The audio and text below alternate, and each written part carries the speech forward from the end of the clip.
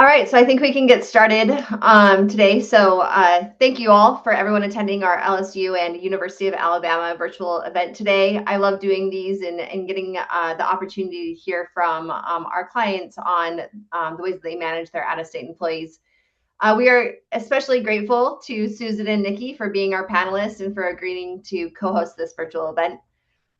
For our presentation and our panelists today, we're going to focus on gaining an understanding on how an employer of record partnership can streamline the process for managing your out-of-state employees, while also discussing the main challenges most universities face when making the decision to move to an employer of record partnership. The goal is to organize a peer-to-peer discussion and create a forum to hear from similar flagship R1 institutions such as LSU and the University of Alabama stories on how they are currently managing their out-of-state employees today. This isn't designed to be a sales presentation, but rather an opportunity to hear from your peers. And the first 45 minutes will be reserved for the panelists with the intention of leaving the last 15 minutes to open up for Q&A. My name is Stephanie Newman. I'm the Director of Workforce Solutions at NextSource, and I'm responsible for the growth of the higher education vertical. I'll be co-hosting and moderating our virtual event today. I would love for you to hear from our panelists and introducing themselves. So if I could pass it over to Nikki for introductions. Yeah, thanks, Stephanie. I'm Nikki Norton. I'm the Assistant Vice President for Human Resource Management here at LSU in Baton Rouge. And I led our EOR project back in 2022. And I'm Susan Norton. I'm the Senior Associate Vice President and Chief Human Resources Officer for the University of Alabama. I have been here for 4.5 years, and we spearheaded out of HR the adoption of NextSource as our employer of record for our temporary non-benefits eligible employees at this point. Happy to be here and look forward to sharing our story and partnering with Nikki. Mm-hmm. Thank you, guys. Thank you both. Okay, so before we get into the discussion with our panelists, we wanted to quickly start off with a quick survey. So I personally have the pleasure of talking with several universities on the daily basis about the ways that they manage their out-of-state workers. And what I typically learn is that every program is very unique to the university, but the challenges typically remain the same. So we would love to gain an understanding of where everyone is coming from and curious about the ways that you're currently managing your out-of-state and global employees today. So if you could put up the survey, Max, please. Can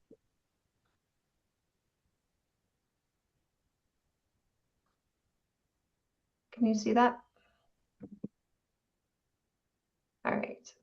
So I'll just give you a minute to answer the question. So if you're internally managing your employees, you use an employer of record. It depends on the different approaches or departments, exploring different options, or you hope for the best.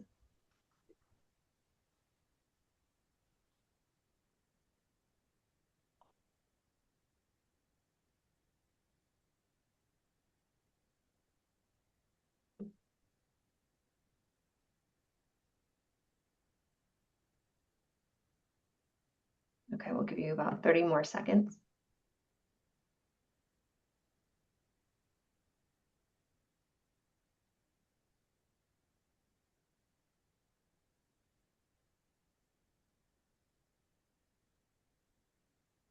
All right, let's see the results.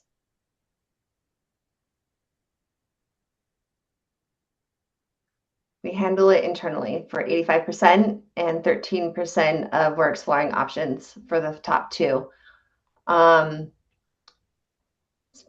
interesting. All right, so Nikki and Susan or Susan, are you surprised by these results, or what are your initial reactions? Not really surprised. Yeah. Yeah.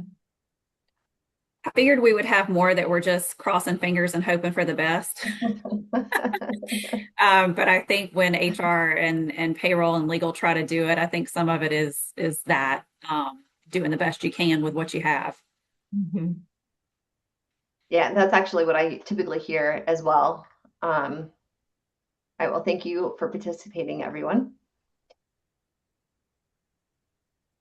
All right. So what we wanted to get started with is learning about more about the start of the ways that LSU and the University of Alabama were currently handling or managing their out-of-state employees internally.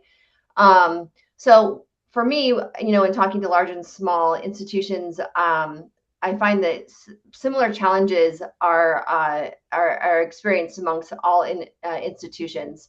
But typically, they find that managing an out-of-state workforce is much more challenging than they originally thought, and it just naturally happened due to COVID. Employees moving out of state and or like legal obligations and unknowingly being out of compliance. So let's discuss some of the challenges that LSU and the University of Alabama experienced while managing their out-of-state workforce internally prior to searching for other options. So, Nikki, I'll start with you. So, I regularly talk with universities regarding new fines or lawsuits, almost on the weekly basis, that they are experiencing for being out of compliance with managing their out-of-state workforce. You've been very open about sharing some of the compliance risks LSU has experienced prior to looking into other solutions. So, can you share some of the lawsuits LSU is facing and other compliance challenges? Certainly. So we actually started creeping up in numbers of people being out of state and didn't even realize what was happening in a very decentralized environment until we started seeing some of these hiccups coming in.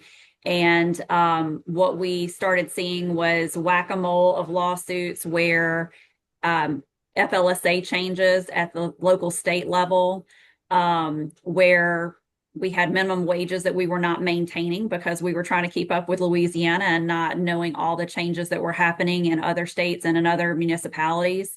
We had people that were saying that they had certain benefits or leave allocations that were due to them based on where they were living, which in the state of Louisiana were not congruent with what our policies and laws were.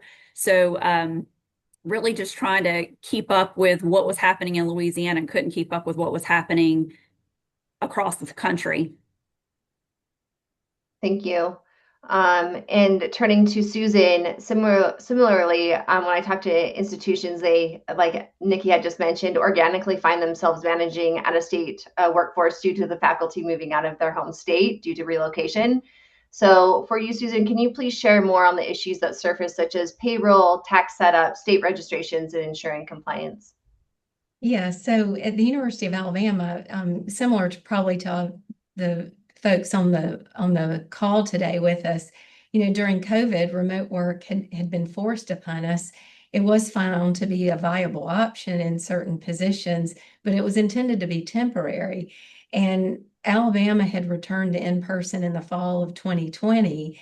And when I arrived in October of 2021, there was sort of a pent-up demand to explore remote work, because when we had returned to in-person, very little remote work was officially going on, or we didn't think it was going on. That's what I found when I arrived, was that we had this demand in certain areas. And for example, we had requests to consider out-of-state work to retain talent, individuals who were moving and they were disclosing it, and so they were making requests. And like Nikki's describing, we had also times where we were discovering that someone was already working from out of state, and we just did not know that they had relocated. I'm sure nobody else has faced that situation. So we had that circumstance, and we were struggling to get our arms around it. And we weren't registered in all the states, so we were facing that. An individual might contact us and say, you didn't withhold X state taxes. Well, that was because we didn't know they lived in X state until that call. So we were facing similar challenges that Nikki has described. Recognizing that, the university also felt strongly that we needed to maintain that on-site, robust campus experience, vibrant community on campus. And so we wanted to maintain that. And that was very apparent here at Alabama, that it was important that we be an on-site, primarily on-site campus. So we needed to balance that expectation from leadership and valuing the culture that existed with these needs that were arising that were also driven by compliance. So that was kind of where we were, and we recognized we needed a policy. So we started with that, developing a policy around flexible work that it could account for some limited out-of-state work, putting that in place, and then developing the process to manage it. But as the process was implemented and we started receiving more and more requests, it just made it clear that it was going to be very, very difficult for us to maintain compliance with so many different states and different regulations applicable in those states. Everything from, making sure that we were set up to withhold payroll taxes, setting up our system so that we could, because we were on Banner, making sure we were registered in the states where we had employees working and where we were approving them to work. Determining compliance. I can remember a situation where we determined there were some training requirements in one of the states, and our compliance office, it was going to be out of their area, and they felt really challenged by the ability to comply with that. So it was a whole host of things similar to what Nikki has described. And that led us to say, wow, I'm not sure this is sustainable. I'll share more about that in a minute. Yeah, that was fantastic and a great lead into our next slide. So to your point, Susan, after institutions realize the benefits of being able to hire out-of-state employees and/or the requests continue to increase, or the ability to expand like online learning platforms and their ability to recruit and retain top talent, all those positive things, they also typically realize that managing out-of-state workers is a lot more intensive and expensive than they originally thought. So I'd love to learn a little bit more about the challenges that you all experienced in choosing and looking at different options and what led to finding a partner for overseeing your external workforce. So Nikki, I'll start with you. So you talk a lot about the importance about the university being deliberate with knowing which kind of partner a university is seeking. I oftentimes do see with like RFPs that there is an opportunity for an EOR and a PEO to respond. So wanted to see if you can share a little bit more about how LSU made the determination to go with an EOR. Certainly. So in the beginning, we were just trying to do it ourselves between HR, payroll, and our legal team, and then also got external counsel involved. It was unmanageable with that, with the volume that we had. And so we started looking at, based on the resources that we had and budget dollars, what made the most sense.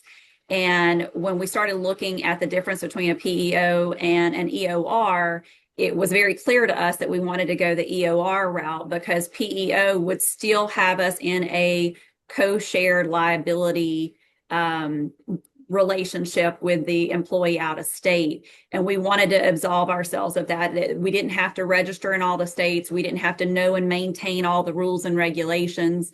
And it really was, we felt like it was a compliance thing versus an efficiency thing between a PEO and an EOR, where an EOR was going to completely absolve us of all of the minutia around maintaining employment. Whereas a PEO was really just a support function for HR to continue employing the person.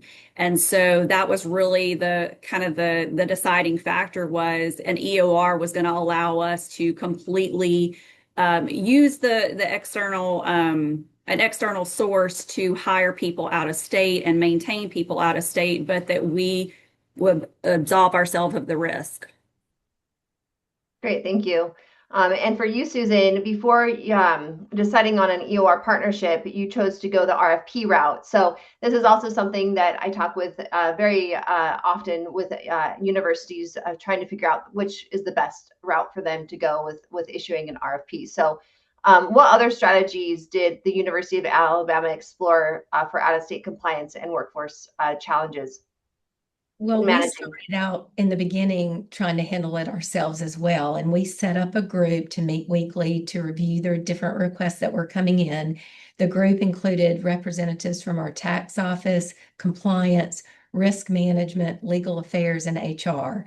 And over time, we realized that the situation was just really unwieldy, and it was very challenging to keep up with the various laws and regulations in the various states and local municipalities.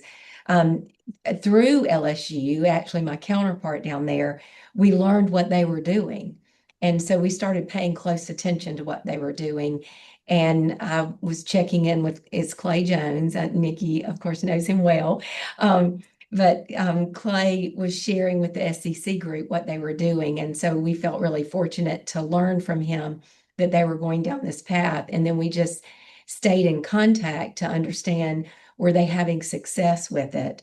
And they were. We also actually explored another NextSource client and sought their experience as well, because like Nikki has described, we also were thinking employer of record was the way to go so that we could relieve ourselves of all of the liability and risk. And you're not able to ever insulate yourselves from all, but to the extent we could put as much burden on the employer of record, we wanted to do that. We were faced with having to do an RFP because of the regulations in Alabama. Um, and so to that end, we sought guidance from our procurement experts. It quickly became apparent we would need to do an RFP. That proved helpful to us because it required us to then very intentionally define what we needed. What were we looking for this partner to do? And early on, there was some discussion about the PEO versus an EOR, but we wanted to make sure that the employees were going to be employed through the third party. So we were very deliberate. And for example, we said, okay, we want them to be employed directly by the third party, as I just mentioned. We want the third party to assume responsibility for compliance in the states where these employees are going to reside. We want them to handle all of the taxes. If there are any special fees, like we had stumbled upon a special fee in a state where we were required to pay a portion of utilities. Well, we wanted to get out of that business. And so by going down the employer of record path, it allowed us to do it. And by going down the RFP path, it allowed us to very intentionally define what our expectations were going to be of the employer of record. And then that relieved Alabama of those responsibilities. It relieved us of a burden. Now, we did start conservatively, and you'll hear more about that as we go on in the session, but we determined initially that we would try this out with our temporary non-benefits eligible employees. And so we built the RFP to frame it that way, while also capturing that we would reserve the right to expand to future employment classes at our discretion. And so we built the RFP in that way, and the respondents then they knew how we were going to try to approach this very conservatively. That has helped us, quite frankly. But through that process, NextSource emerged, and then we began implementation. And for us, the process of an RFP proved to be beneficial. Great. Thank you. And conversely, Nikki, so LSU took a different route. So grateful to have both perspectives here on the call. So can you share a little bit about the way that LSU gained executive buy-in and how you were able to select an EOR partnership outside of the RFP process? Certainly. So when we started doing this research of whether we were going to go an EOR or a PEO, we worked very closely with our chief administrative officer. She was also very well aware of the lawsuits that were coming in and potential lawsuits that were coming in. So it was really about telling her the cost of not doing something that was going to be far worse than the not doing something. And so we worked very closely with our procurement office because of our purchasing autonomies. And we said we want to explore this EOR route. We got a list of EORs and started doing our own fact finding and research. And when the procurement office came and approached us and said, well, some of these EORs, we might be able to work with you on doing a sole source direct contract. It also helped in our purchasing autonomy that we had something that was part of that autonomy that allowed us to not just do sole source providers, but woman-owned businesses and diverse suppliers that we were able to utilize that. And so procurement worked with us on being able to do that with NextSource. And our chief administrative officer was very beneficial in helping to gain the additional executive buy-in from our president and the cabinet of understanding what we were looking at and how the situation was untenable based on the volume that we had and the implications of not doing something now. Great, thank you. And Susan, wanted to additionally ask if there was any additional thoughts you wanted to add for executive buy-in. I typically find that, with universities, they are very decentralized. So getting all the executive leadership to move forward and have that buy-in is really important, especially when it comes to an employer of record partnership. So Yes. you had talked about like monthly meetings, but anything else you want to add? Yes, happy to speak to that. So, as we had that group that meets weekly and to review proposals for out-of-state work, and we were facing these challenges and identifying, this state has X leave law, and this state has Y leave law, and this state requires you cover a percentage of utilities, all those things that we've been talking about. We just really started gathering information with our internal group to try to document all the challenges we were facing and why that we felt that this was going to not be a sustainable approach to continue to manage it in-house. And so we put that information together and we went to leadership and we said, here are all the challenges we're facing. We have to register. We've got to withhold taxes and then pay those taxes to other states. We've got to be in compliance with these regulations. X states, they have local taxes as well. So it's really just an unwieldy and unsustainable situation. So we went to them with all of those examples of challenges and the volume of those challenges and said, here's what we're hearing that other institutions are doing. And yes, it seems new, but we feel like this will help us better manage the risk because we felt like the risk was starting to outweigh our ability to manage it and be on top of it. And so we took it to leadership, started with the chief business officer and the provost, to gauge their appetite. It was also important to get the provost buy-in because many of the employees who were in these out-of-state arrangements were adjunct faculty. And so we wanted to get that buy-in early. Then we took it to all the VPs, again, outline what the challenges were, what we had tried to do to mitigate those challenges, but where we felt like we were at risk of falling short. And then basically from there, they could see that, hey, we've given it a good effort to try to manage this, but these risks are starting to outweigh our ability to be successful here. And we may be better served as a university if we explore this employer of record. And the fact that we had another institution in the SEC that was already doing it and had proved that it could be successful really did help us. And Nikki became a great colleague to us as we went down the path in terms of sharing information. So that also proved helpful. But that was later on. The buy-in in the beginning became key because later then when we needed to communicate it to the deans, we already had that executive leadership buy-in. They understood the why and they supported us. Fantastic. Thank you so much for that. All right, so after universities start to explore different options and they learn that there are different solutions available, typically through word of mouth is what I find in assisting, the managing of their out-of-state workers. I hear similar concerns across the board, and these concerns are very valid. So I would love to discuss and hear from the panelists regarding how they've overcome the challenges of change management, transitioning their full-time workers, and the benefit changes. So Nikki, let's start with you. As Susan has shared and other R1 institutions have relied on you for assistance in asking questions on how to successfully transition a large population of adjuncts and full-time faculty to the next source payroll. Can you please discuss the policies that LSU put in place and the communication plan that led to a successful and growing employer of record partnership? Certainly. So when we first started looking at this and doing the change management, we realized that we had about 300 individuals that were across almost every state in the country. And then we also had people, I think there were 3 or 4 that were international. And so I mentioned that our chief administrative officer was integral with that executive buy-in.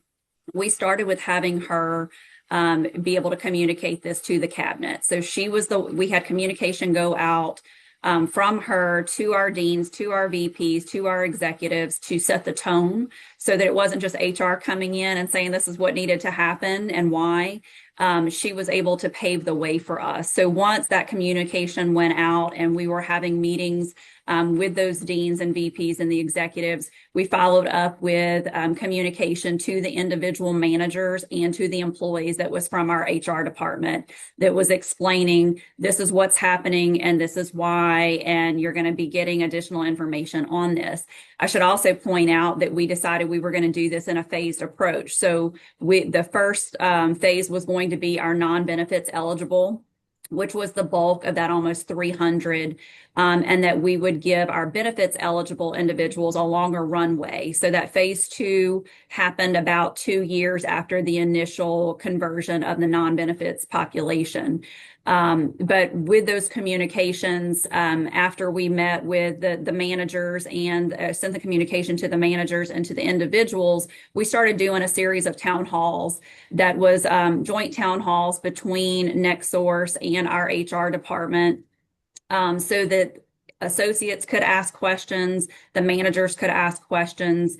And we were keeping a real-time log of the questions that were coming in and creating an FAQ guide that we would disseminate. And then we also followed up with individual meetings. So, a town hall, there are only so many questions you can get to. There are only so many people that are going to want to speak up in those settings. And so we made ourselves available to be able to have one-on-one consultation. And we did that for the phase 1. And then we did the same thing with the phase 2 approach where we followed the same cadence, the same communication protocol.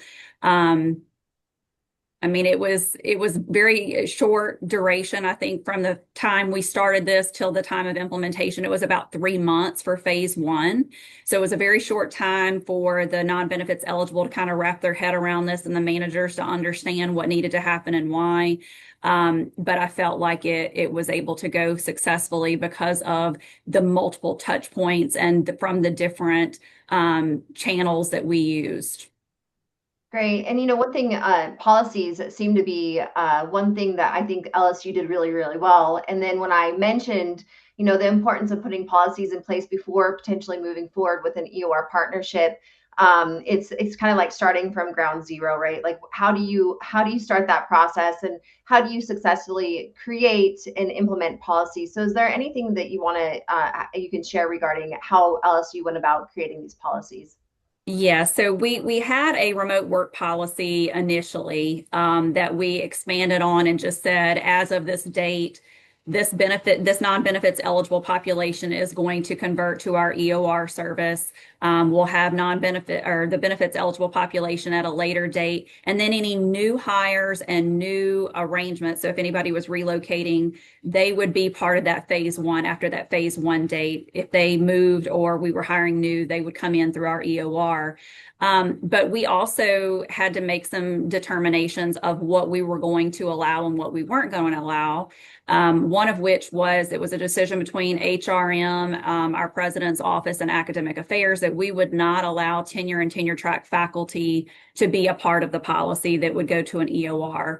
Part of that is what Susan was talking about earlier of it was really the expectation for the on-campus experience for our students and the research collaboration that our tenure and tenure track faculty were here on campus. And so that was one policy decision that was made that would not include tenure track. We also have classified civil service positions, and it was determined that those would also not be eligible. Louisiana has some pretty gnarly retirement rules. And so it was a policy decision that retirees with the state of Louisiana would also not be able to be reemployed through an EOR service. Um, so, I mean, we had a few pockets of employees that we said, okay, this was not going to be possible for them, but by and large, it included everybody if the department felt like it was a job that was conducive to working remotely and out of the state. Great. Awesome. Thank you. And then another challenge that I oftentimes hear from other institutions exploring an employer of record partnership is the concern regarding transitioning full benefited employees over to NextSource. So very valid concern, but what's the overall reaction that you received from a transitioning a large FTE population to NextSource? Well, I think whenever there's any change, you have concerns, and so some of our town halls were lively with the questions and the commentary around it. But I think in the end, people really understood what was happening and that we were trying to find a way of keeping them employed. Their rate of pay wouldn't change. And so I think it also helped that we had the phased approach where the non-benefits eligible went first and we could iron out the kinks, and people saw that it was pretty seamless, that they still were being managed by LSU. Their job didn't change, their pay didn't change. It was just the way in which it was, their paycheck was distributed and their W-2 was distributed.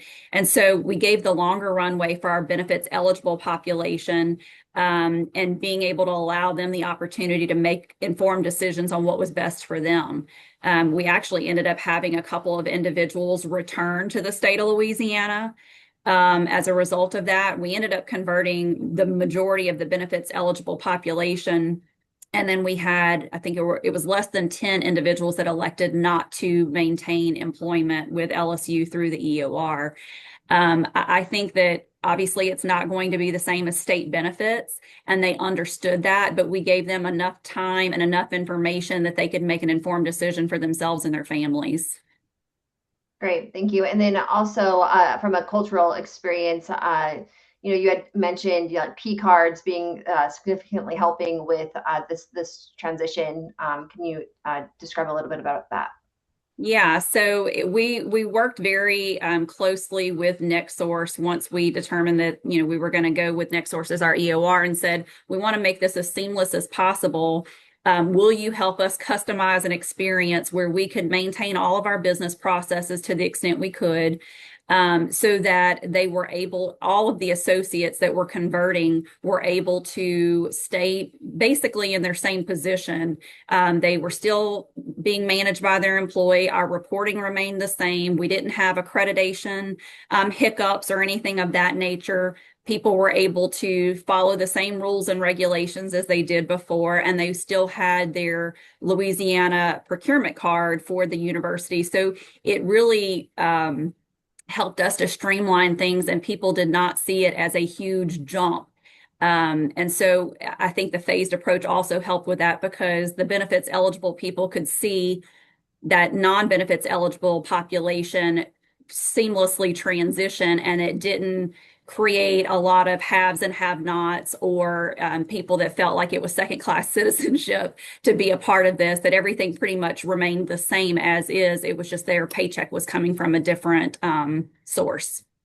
Great, thank you. And to add to that, so like the hiring managers do still oversee your employees, and really NextSource just distributes the paycheck. Correct. Our manager, and that was something that was really important for us in that change management, to let the managers know you're still making the hiring decision, you're still training them, it's still your job. You have the ability to discipline them and term them. It's just we're working through the EOR to do that. And then we would take on all the compliance and the risk. So that is off your plate completely. And do you have one single point of contact at LSU that interacts with NextSource, or what does that look like? We do. So we actually maintain a monthly call with NextSource, even a few years after implementation, where we have a single point of contact with our HRIS team that works with the NextSource program team to triage any issues that may come up, and just maintaining ongoing communication. Great, thank you. for that, Nikki. So turning over to you, Susan, the University of Alabama has taken a different approach in customizing your implementation plan. So I'd love to learn more about the ways that you communicated to your adjunct population, and then also how you went about creating your customized implementation plan. Sure, sure. So, in many ways, there are a lot of similarities to LSU, but then there are some differences. So, we too have started with our temporary non-benefits eligible employees. We're only using NextSource for that group at this time. We completed the RFP, as I mentioned, selected NextSource because we already had leadership buy-in about the why. Then we immediately transitioned to start communicating with our deans. Our provost hosted a meeting of the deans where we shared with them what we were going to be doing and why, what the issues had been that had contributed to the decision to move down this path. We gave them information on what our system of record showed as the number of employees in their areas, faculty and staff who were working remotely. Some of them were not aware that the numbers had grown as high as they were. So it was really an effort to try to engage the deans so they would understand why, and they would then carry the message down to department chairs and others. We did something similar with the vice presidents as well, so that people were very aware of what we were doing and why, and how we were going to then cascade the communication down through the organization. So we had the leadership communication. We followed that with communication with department chairs, directors, anyone who had an out-of-state employee who was temporary non-benefits eligible. With the deans, we shared all of their employees so they could see both benefits eligible and temporary, but we made sure we let them know that the initial phase would only include those non-benefits eligible. But back to the communication with department chairs and managers and directors, communicated with them, let them know what was coming, why, offered town halls for the manager perspective and what they could expect. We communicated with the employees who were going to be impacted, those temporary non-benefits eligible, offered town halls for them so they could have a tailored town hall directly geared toward the employee and what their experience would be like. We did, of course, partner with NextSource as well with that. They've been a great resource for us. But we had a bit of a more extended period of communication, like the whole spring semester, basically of 2025, so that we were ready to start the transition in May. And then we even did a protracted transition in that we started with our adjunct faculty and temporary staff who would need to be working in the month of May. And then we did a group in June, July, and then had our largest group transition in August of 2025. But by approaching it in this really staged approach, as Nikki alluded with their experience, we kept learning along the way, what's working, what's going well. We did individual meetings as well. We offered FAQs as well. In fact, Nikki was gracious enough to give us their FAQs, and then we supplemented the FAQs and tailored them to Alabama, of course, but we supplemented them with the questions that had come to us from the town hall meetings. So it was a really robust communication plan over an extended period of time so that folks could be ready for the transition and know what was going to happen and the why, and feel that they were prepared to make the transition. So that's how we've done it. We're currently only having NextSource handle this group. So we're still in the learning phase, if you will. It has been a great experience, though, I can tell you that, for anyone considering this. It's been quite smooth. I think that protracted approach with all the communication was key. I mean, anytime you're making a change that impacts an individual, that biggest challenge is it's a change. It's a change for an individual. There's a human at the end of everything we do. So we've tried to keep that in mind, that this could be received as affecting the employee, their family. So we wanted to really give it a lot of attention in terms of that protracted communication plan. So we've been intentional about taking a long time with this, but so far, so good. We're 8 months in now, if we consider August, because that was the point we had transitioned everybody that we're currently working with through NextSource. And so we're 8 months in, and we are feeling really good. Now, any new hires, they have also been employed through NextSource. Now, on the front end, from the standpoint of how we recruit, we are recruiting for those positions. We're the ones making the selections, or our managers are, our department chairs are. So they see the process on the front end as really identical to hiring a regular employee at the University of Alabama.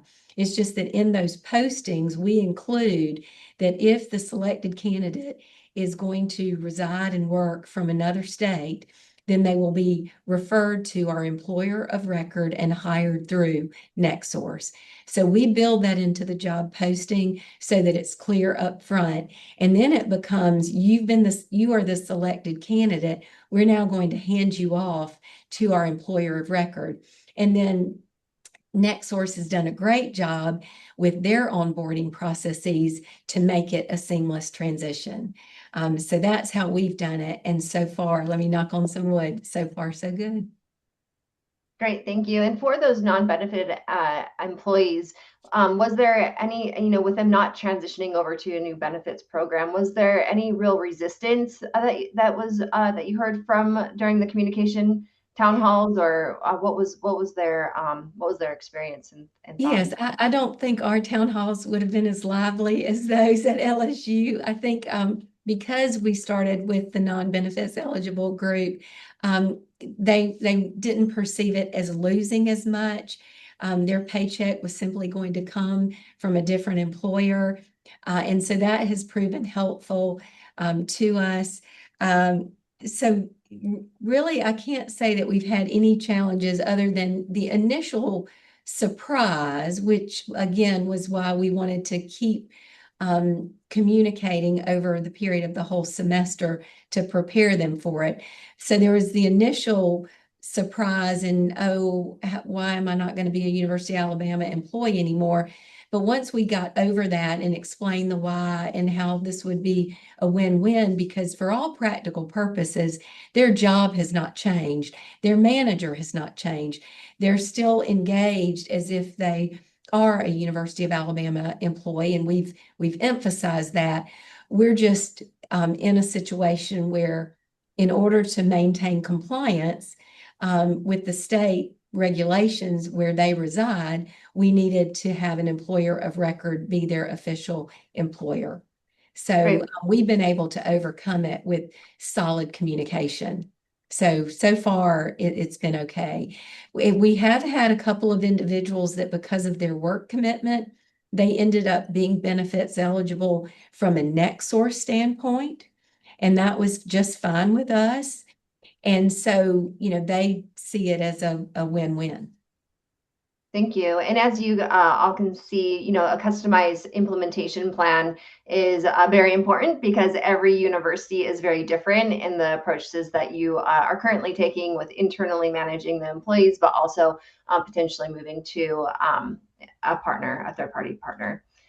So for the results and advice to peers, so for all universities, obviously, as you've heard, a decision to move forward with an employer of record partnership is very significant because it does affect the faculty of the institution. But for me, after speaking with several institutions regarding this decision, all of the concerns are valid. However, typically after implementation, and the clients I speak with, the resounding feedback is that the universities wish that they would have made the decision sooner, so they didn't have to worry about the compliance or the risk or the burden of managing the out-of-state employees. So for you, Nikki, talking about cost, that is always a pretty big topic when trying to decide if this is the right solution. So can you share your thoughts on how you gained the approval to move forward with NextSource regarding the cost aspect and what that cost looks like is for today, cost neutrality, or what are the soft costs that you are incurring prior to this partnership? Obviously, we were piecemealing it before, where we were having counsel look at things. We had external counsel, so there were fees and things of that nature, and then the lawsuit costs.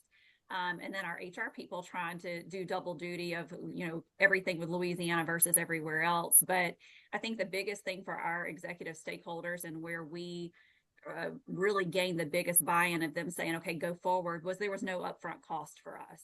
This was we have a 48% F&A rate for our full-time jobs. And so that is something that the institution paid. And if we move to an EOR, there would be a 22% admin fee that would be paid by the department that was wishing to hire the person out of state.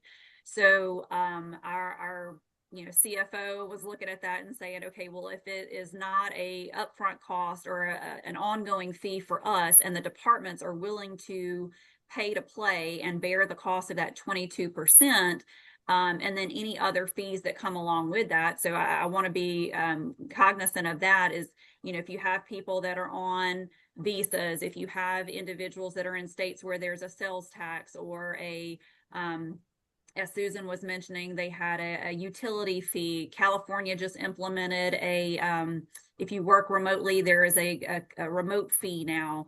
So they were able to see this is a 22% fee to have the NextSource EOR that manages the employment. And then here are all the fees associated. And if you wish to move forward with this candidate in this state, in this country, this is how much the all-in cost is. Do you want to do it? Yes or no? It made all the difference in the world. And so it was not something that the institution had to bear an additional cost for. It was the department budget. If it could do it and they felt like it was a necessary hire, they had the autonomy to make that decision. So I think that was really beneficial. Great. And so what I also see is once the program is implemented, typically I see significant growth because of the ease and the use of the program, and that they see, once the Band-Aid is ripped off and they've, implemented going net new, full-time employees typically or adjuncts can just start on NextSource's payroll. So Similarly, LSU has experienced some significant growth since implementing this program. Can you speak to that a little bit as well? Yeah, so in December of 2022 was when we first converted our non-benefits population, and we had 256 individuals that converted in December 2022. And our policy said any new hires, full-time or non-benefits eligible, would also be hired through the EOR. Well, our phase 2 happened in December of 2024, and we had 40 individuals that converted with that phase. Since that time, since our initial conversion and our final phase conversion, as of today, we sit at 647 NextSource associates across 46 states and 5 countries. Wow.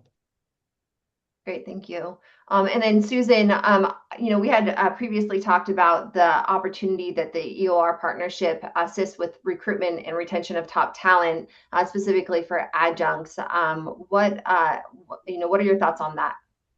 Yeah, I think having the employer of record gives us another tool because it allows us to expand the applicant pool because we're now able to consider applicants from other states, and working out of state is just no longer a barrier. We can consider them for the adjuncts and some of the online classes that they're able to teach. It really just expands the pool. And so from that regard, it helps with recruiting and retention. Also, just echoing some of what Nikki had indicated, it's really the department's choice. Who is the selected candidate? And if the selected candidate is someone from out of state, now we have an avenue that we can employ the individual with a fairly high degree of ease. And that's that's become popular. Now, we do not have the numbers nearly that LSU does, but we're still very early in this, as you can tell. We have 116 associates that are employed through NextSource. But we have felt good about it, and it is helping us recruit and retain individuals and not have being out of state a barrier to that. Great. And with budgets becoming increasingly tight over several different reasons, can you share some of your thoughts on the overall incremental cost of the partnership to the University of Alabama? Yes, so I think it comes down to being a trade-off. You have a trade-off of the cost, the time, effort, and energy of reviewing these, um, doing the things necessary to be in compliance with the states where you're going to have employees versus paying a fee and having NextSource handle all that. So it really becomes a series of trade-offs. And for us, we're approaching it similar to LSU in that the department bears the cost. And so so far it's not been a challenge for us. It has proven to be worthwhile to have the fee covered and have NextSource covering all the compliance obligations. Great, thank you. And before we open up for questions, Nikki and or Susan, wanted to see if there's anything else that advice to your peers or anything else that you'd like to add for those who have attended our call today. Think I would just say I think we were concerned about what this would look like on the front end. Didn't know what was possible and what costs would be associated with it, how difficult it would be to maintain, and I wish we would have done it sooner. Because it has given us, a sigh of relief. We do not have to worry about, surprise visits of, from the legal team saying, "Hey, we've got a new lawsuit," and we also have confidence that our EOR is going to not just tell us on the front end, but maintain all of the changes and iterations that come with the population that we have and make sure that we're in compliance. So. I'm happy to support anybody that might be considering it if they have additional questions, but I wish we would have done it sooner. Yeah, Great. and I'll just echo that we're having good experience. Now, we are not nearly down the road as far as LSU is because we are still with our temporary non-benefits eligible. And once we get a year or so under our belt, we'll start evaluating whether or not we want to expand. But it has been worthwhile, even just having this population. We do have some regular benefits eligible employees who are in out of state locations, but at least that is now more contained and we're able to manage that. But by having NextSource take on our temporary non-benefits eligible, it has really lifted a burden for us. And so we've been pleased. So I agree with Nikki. At least explore it. You may find that it would be very worthwhile for you.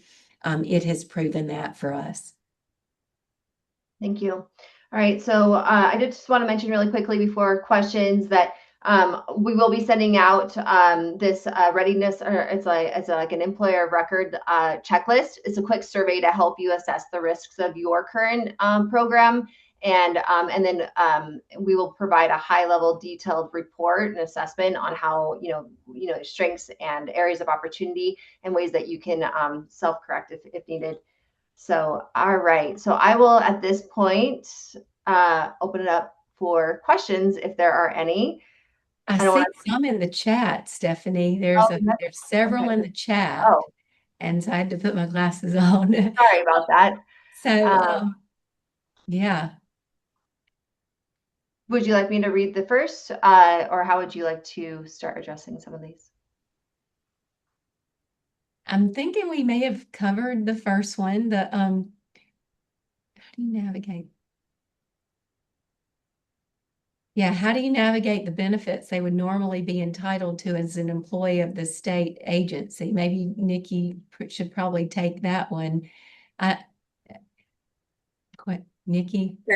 So that was the beauty of moving to the EOR was that we were not the legal employer, so therefore they would not be eligible, or we would not have to maintain what those state benefits and retirement and allocations would be. It would be based on where they lived, their state of residence and the rules and regulations around that.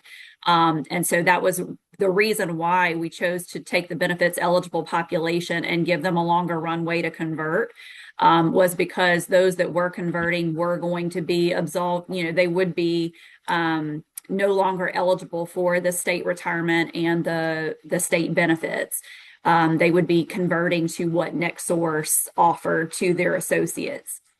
And that was also the reason why we said retirees would not be eligible, because of our statutes around state retirement, that it would be too unwieldy to be able to manage that and what the state of Louisiana requires for retirees.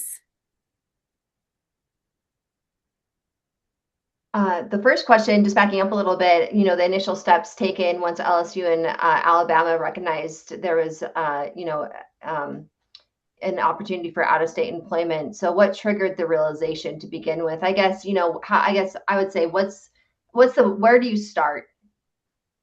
How would you recommend? I think it was compliance. It was challenges and a lack of confidence that we were in a position to maintain compliance with employees in a number of states. So it really, at least for us, it boiled down to what triggered the realization was a concern that we were simply not in a position with our current staff to be knowledgeable about all the rules and regulations in 50 states and local municipalities. And as we were being presented with requests, and then we would learn that, okay, well, this Brooklyn, New York requires this special tax, and we're going to have to take these steps to set Banner up to account for this. And this is really challenging to do this for one single person. And administratively, it was becoming a burden. And our tax office was having to determine what would be necessary. Our compliance office was having to determine what compliance obligations were out there. And so it was really, just the compliance in an overarching umbrella and concern that the university could be at risk. We never faced any lawsuits, thank goodness, as Nikki apparently did, but we didn't want to find ourselves facing those. So that's in part why we followed their lead, so to speak. I'm going to echo that, but I'm also going to say the very first thing that we did when we were trying to figure out what to do was we pushed out a task to all of our employees and said, we need you to update your contact information. We need to know what our population truly is, because people were moving and not telling anybody, not updating anything. And so that was the very first step that we took so that we could get a handle on what our population truly was. And we could go to leaders and say, here are the lawsuits, and here's our population, and here are the types of positions that we have, and across these states, we've got to do something now. Great. And I like this question. I wanted to ask you, it says, for LSU with tenured track faculty excluded from the EOR policy, do you prohibit out-of-state work altogether for this population, or manage through an alternate method? So when we went live in December of 2022 with our non-benefits eligible, our policy went into place that said we're converting non-benefits eligible, but all new situations that are outside the state of Louisiana, whether that's a relocation or a new hire, would be through our EOR. So currently, as of December of 2022, we have not hired anyone, and we have not converted anybody, out of state without them going through our EOR. So and we did the same thing as Susan. We put it in our job advertisements that said, just know we're advertising it as LSU, but if you live and will work outside the state of Louisiana, you will be employed through our EOR service. And I think we touched on this, but just if you wanted to make any additional thoughts. So how many employees were or not working in respective states? How many employees working outside the state makes doing this yourself untenable? So what was the breaking point, I guess, for you all? Was there a number? When we did our address updates and we saw that we were approaching 300, our eyes bugged out of our head. And we're like, okay, we've got 300 people in almost every state, and we have people in other countries that we didn't even know. And so this is not going to be something we can piecemeal with our legal counsel. And it wasn't, we couldn't take external counsel that was charging us $10,000 to $15,000 per consultation. That was not feasible for us. Have both of these institutions moved to EOR for all out-of-state employees, or are there exceptions? So I know that we talked about the exceptions for you, Susan. Yeah. Anything else y'all want to add? Well, so far ours is only the temporary non-benefits eligible. We do still have some regular benefits eligible who remain University of Alabama employees. And as we learn more, we will at some point evaluate, do we again follow the LSU model and look at transitioning them, or do we grandfather them and then make a decision to any new hires in regular benefits eligible roles? Do we begin to bring them on with next source? And we're just not there yet. We're really trying to take it slow, learn, and be sure with what our future steps are. And our approach is just that if you're out of the state of Louisiana, not on assignment, so if somebody's going on sabbatical, or we've got somebody that is temporarily working, at a research site or something of that nature, but if they are permanently residing outside the state of Louisiana and working outside the state of Louisiana, they are employed through our EOR. We do not have an exception to that. Another good question for temporary hires: does NextSource require a minimum appointment length for a term hire?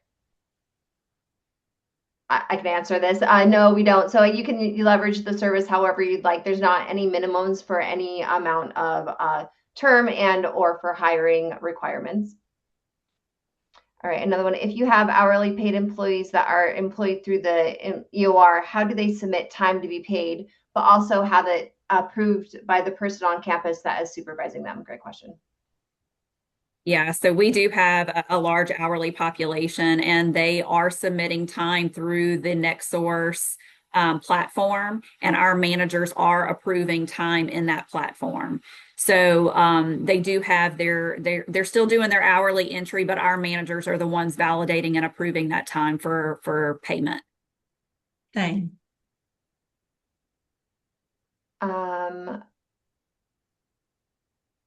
It would be helpful for LSU to share its transition statistics. I think we did that. How many Alabama have moved to the EOR? I think you said 116. That's where we are right now.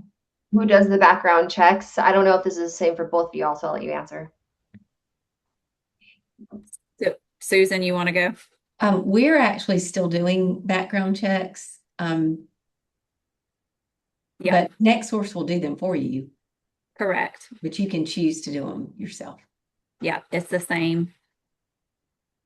Yeah, so customized to what the individual university's preference. So does the 22% include benefits and employer share of fringe, FICA, unemployment, etc.?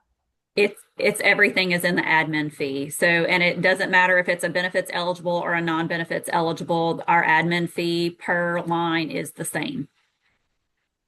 It's all inclusive.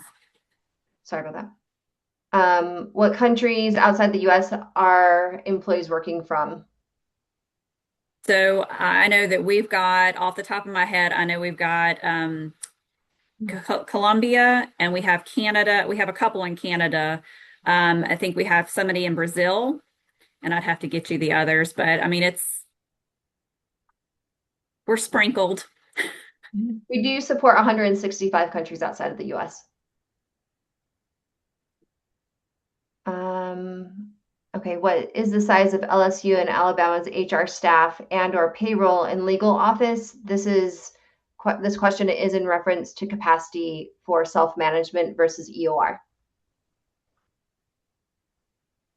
So LSU, we have 45 HR professionals. There are about 20 payroll professionals that support the entire LSU system, not just our Baton Rouge campus. And then our legal team is about 10 individuals that support the entire system.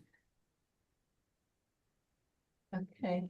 And our HR team actually includes, I'm looking for the payroll specific, but our HR team includes 65 employees. Payroll is a part of HR, and we have 8 employees in payroll. Our legal team is 7.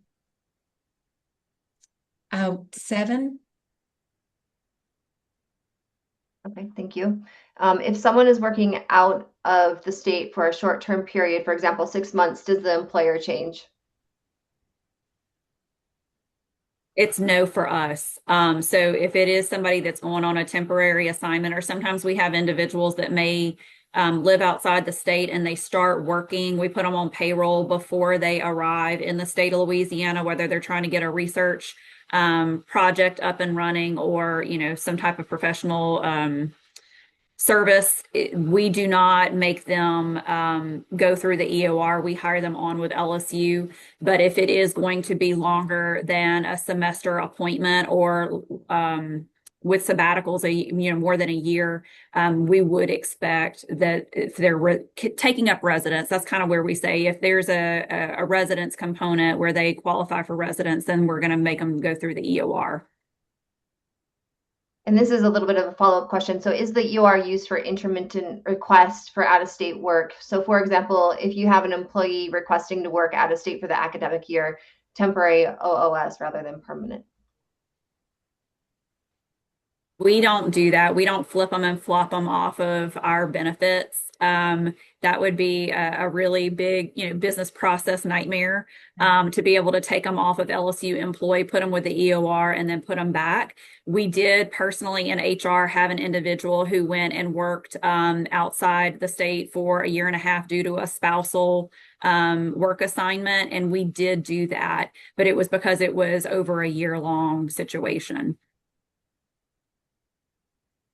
And can you share your cost analysis that you mentioned? About the 48%. So our F&A being 48% for each position, but the 22% admin fee with the EOR is that's a cost that's bore by the hiring unit. I don't know if that was the cost analysis breakdown, but that was the 48% is a F&A for our LSU employees is an institutional cost, but the 22% admin fee for EOR is not an institutional cost. It is by the hiring unit. Thanks. And I know that we're going over, so thank you. The last question that I think, okay, so I think that we need some benefits. It's all about benefits. So we have a very good retirement and healthcare insurance benefits. If an employee was employed by the EOR, is there a way they can participate in those benefits, or do they have a completely separate employer and therefore not eligible for those benefits? So it is ineligible because they are not an employee of the university. They are an employee of NextSource. So then they would not be eligible for the state or the university benefits and retirement.